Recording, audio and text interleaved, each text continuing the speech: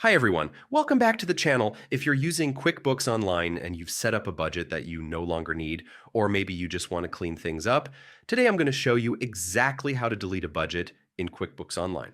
It's a very simple process, but I'll walk you through it step by step so you don't miss anything. First, go ahead and sign into your QuickBooks Online account. Once you're in, look to the top right corner of your screen for the settings icon. It's the little gear icon. Click on that. From the settings menu, you'll see a lot of options, but what you want to select is budgeting. That's where all of your existing budgets are stored. Now, once you're on the budgets page, you'll see a list of all the budgets you've created. Take a moment to find the budget you want to remove. Each budget is listed in its own row. Next to the budget you want to delete, look for the Options drop-down menu. It's marked with a small arrow. Go ahead and click that, and you'll see a few choices pop up.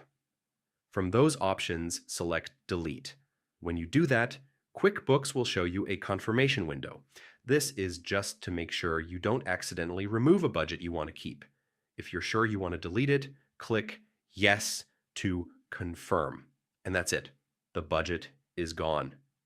QuickBooks will remove it from your list and you won't see it on the budgets page anymore. A quick note here, once a budget is deleted, it's permanently removed. There isn't an undo button for this action, so be sure you're deleting the correct one before confirming.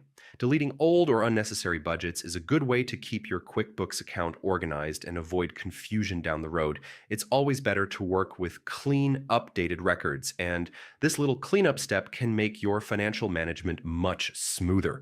So there you have it. Deleting a budget in QuickBooks Online is just a matter of a few clicks. If you found this tutorial helpful, make sure to give it a like. And don't forget to subscribe for more QuickBooks tips and step-by-step guides.